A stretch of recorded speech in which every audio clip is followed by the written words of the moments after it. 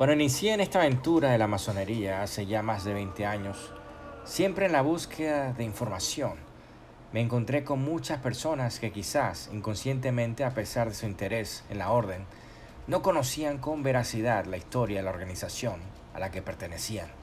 Y no los culpo.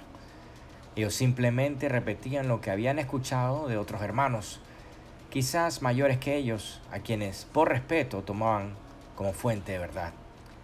Sin embargo, no solo ocurría esto entre los miembros, también en muchos libros sobre los orígenes de la masonería me topaba con la misma información y mismo fenómeno.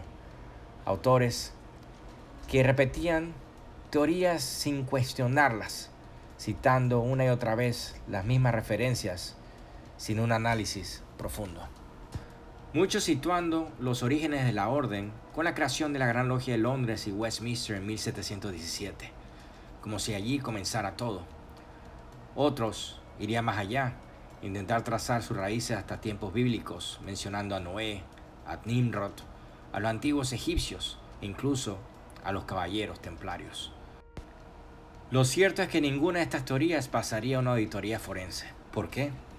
Porque se trata en su mayoría de afirmaciones con una clara carencia de documentación y pruebas verificables. Y aquí es donde cambia la perspectiva. Más que intentar empujar el origen de la orden hacia tiempos míticos o legendarios, resulta mucho más importante observar cada momento histórico en el que la masonería fue tomando forma. Entender las corrientes de pensamiento, los conflictos sociales, políticos y religiosos, así como influencias esotéricas de la época que influenciaron la orden. Porque es ahí donde realmente se explica su evolución. Muchas de las fuentes más citadas, como el pastor Anderson, Albert Pike o el caballero Ramsay, no pueden analizarse fuera de su contexto. Fueron hombres de su tiempo, influenciados por las circunstancias y también por intereses muy concretos. Se sabe, por ejemplo, que el pastor Anderson, antes de redactar sus constituciones, se dedicaba a construir genealogías para quienes desean demostrar linajes nobles, muchos de ellos en gran medida elaborados sin sustento documental. Y ese mismo patrón se refleja en su obra, un intento de otorgar a la masonería un origen antiquísimo sin pruebas verificables. Por su parte, el caballero Ramsay buscó hacer la orden más atractiva para la nobleza francesa, vinculándola con tradiciones caballerescas y con los caballeros templarios, dando paso a lo que serían luego llamados los grados altos grados o filosóficos. Pero cuando volvemos a las fuentes más antiguas, a los documentos masónicos tempranos en Escocia, nada de eso aparece. Ni templarios, ni linajes bíblicos, ni relatos míticos. Lo que encontramos es algo mucho más sobrio, pero profundamente revelador. Y esto no es una opinión aislada. Investigadores escoceses, tanto masones como no masones, como David Stevenson y Robert Cooper, han estudiado estas fuentes originales y coinciden en un punto fundamental. Los registros más antiguos de la masonería en Escocia no respaldan estas narrativas legendarias. Sus investigaciones y hallazgos pueden contrastarse de forma transversal con documentación histórica real. Y es precisamente ese tipo de análisis el que nos lleva a comprender mejor el contexto en el que surge la masonería. Un contexto que ha sido magistralmente documentado por el historiador Eamon Duffy en su obra The Stripping of the Altars. Un libro clave para entender la transformación religiosa, social y cultural que vinieron los territorios que hoy conforman el Reino Unido durante la Reforma. Y para comprenderlo es necesario retroceder aún más en el tiempo, antes de la Reforma, antes de 1560. Antes incluso que la masonería existiera como hoy la conocemos. Debemos situarnos en la Edad Media, un mundo completamente distinto, un mundo donde la vida estaba profundamente impregnada por la fe cristiana y el catolicismo, no como una práctica aislada, sino como el eje que estructuraba toda la sociedad. La iglesia no solo guiaba la espiritualidad, organizaba el calendario, la educación, la economía, el arte y la vida cotidiana.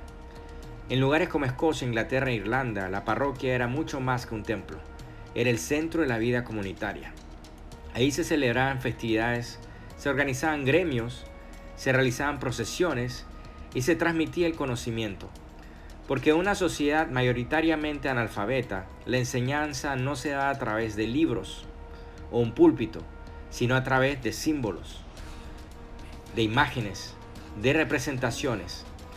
La religiosidad medieval, como demuestra John Duffy, no era decadente, era vibrante y era activa, profundamente participativa.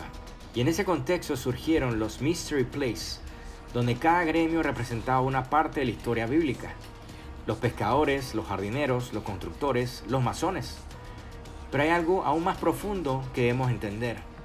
Las esculturas, las imágenes en murales, las columnas, muchas construidas por masones, no eran decoración, era belleza, era lenguaje.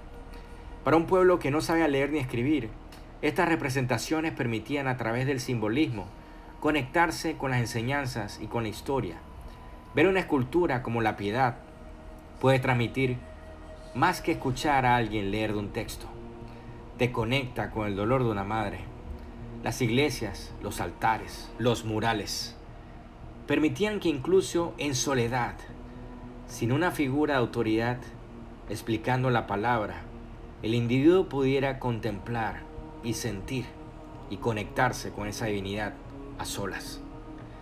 Porque no se trataba solo de saber algo, se trataba de sentir algo.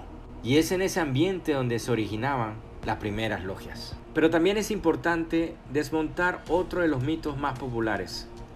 Muchos mencionan la capilla de Rosslyn, intentando vincularla con la masonería de teorías fantásticas.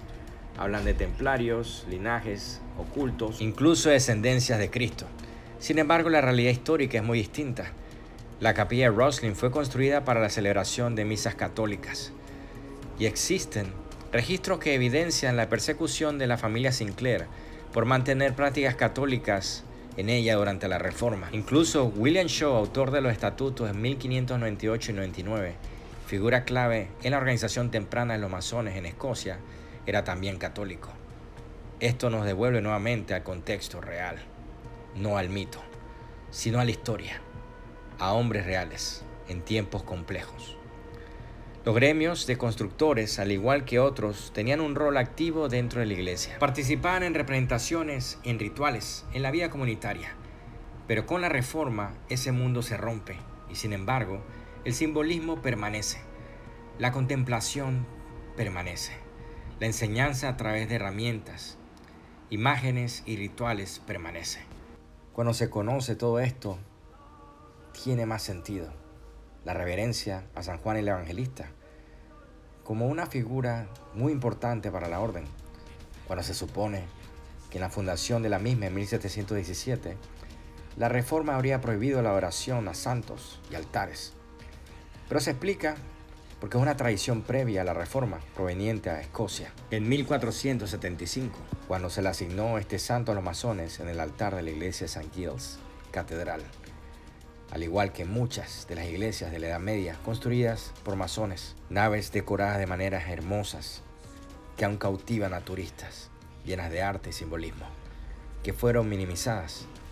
Solo es necesario entrar a una iglesia de otra denominación para darse cuenta. Por eso hoy, cuando observo esas imágenes, esos altares, esas representaciones, me conecto con su belleza y su significado. En ciertos momentos, me siento cercano a esos masones originales, aquellos que entendían que el conocimiento no solo se transmite, se experimenta, se siente, se expresaba. Sé que este video será polémico y tiene el potencial de incomodar tanto a masones como religiosos, y lo entiendo. Porque cuestionar lo que hemos dado por cierto nunca es fácil. Esta información y mucho más forma parte de una investigación que estoy haciendo para un nuevo libro sobre los orígenes de la orden y su evolución.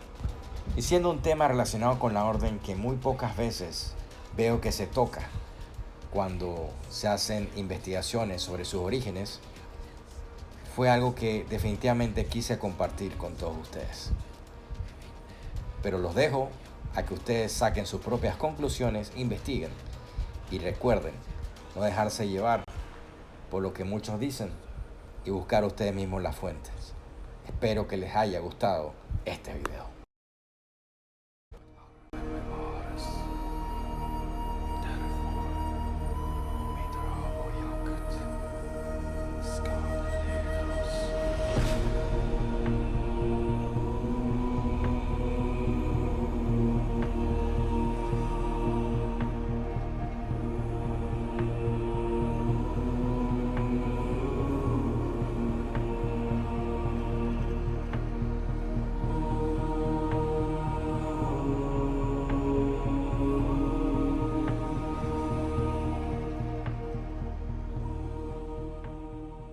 Si le llama la atención este contenido, recuerden que mis novelas Los secretos del Acta, El amanecer de Llanos y Rasgando el velo de la marca se encuentran disponibles en las librerías de Panamá, además de Amazon y Audible.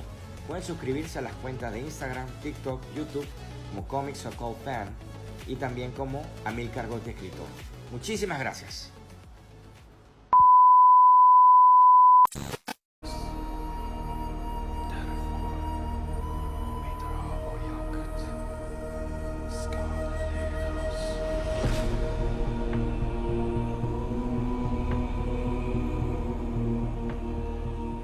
Si le llama la atención este contenido, recuerden que mis novelas Los secretos del Acta, El amanecer de Llanos y Rasgando el velo de la marca se encuentran disponibles en las librerías de Panamá, además de Amazon y Audible.